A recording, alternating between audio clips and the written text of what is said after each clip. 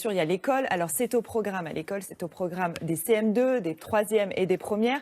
Et parfois, alors pas cette année, on en parle au CP ou au CE1, puisque c'est vrai que le 11 novembre est férié. Alors, ça marche pas cette année. Mais le 11 novembre étant férié, on fait un petit focus sur cette commémoration. Mais c'est vrai que c'est plutôt plus tard au CM2. Alors, moi, je voulais vous parler de ce magazine qui s'appelle Un jour une active, que vous allez trouver en téléchargement gratuit. Et ça va peut-être vous servir de support chez vous pour en parler à vos enfants. Ça va vous donner les réponses au col de vos enfants. Qu'appelle-t-on un soldat inconnu? Que veut dire l'armistice? C'est vrai que ces questions-là, parfois, c'est compliqué d'y répondre. En tant que parent, on a oublié certaines choses. Vous trouvez ce magazine en téléchargement sur enfantpourlapaix.com avec des tirets entre. Ça peut vous aider. Et c'est vrai que mettre des noms ou des visages sur la guerre, ça permet d'en parler. La famille, par exemple, aussi. Hein, on peut servir des photos, des souvenirs de famille. Exactement. Et ça rend plus concret, finalement, la guerre aux enfants. Alors, on a suivi une classe qui a bien travaillé, qui a participé à un concours et qui a remporté le prix. Ça s'appelle Les Artistes pour la mémoire et c'est organisé par l'Office national des anciens combattants et victimes de guerre. Et c'est la classe de Loison, dans le Cher. Et c'est Jean-Philippe Houdin qui est allé sur place. Comme vous le savez, l'année dernière, nous avons participé au concours Les Petits Artistes de la Mémoire. Nous avons raconté l'histoire de Léon Tétard, un poilu de notre commune.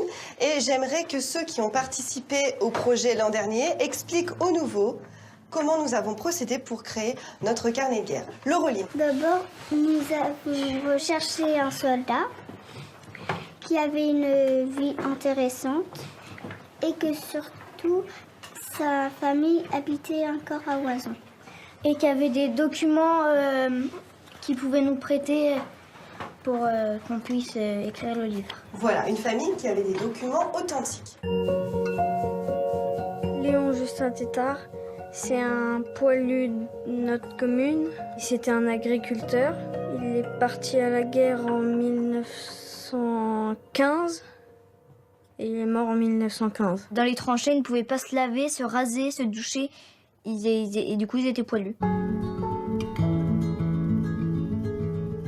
On a eu la chance de toucher des lettres qui sont passées dans les tranchées.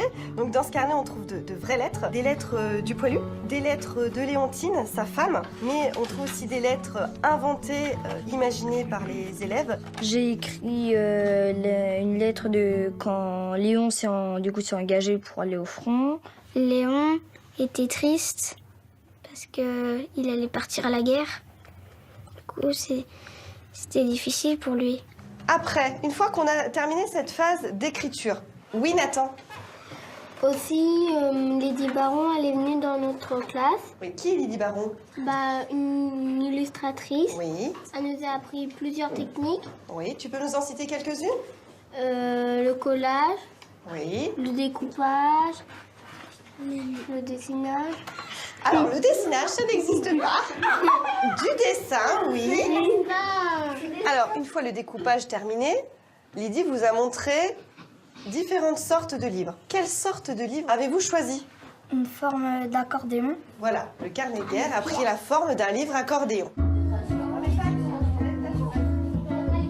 Le fait de prendre un soldat de la commune où les enfants vont à l'école touche plus facilement les enfants. La ferme où il a habité est toujours visible.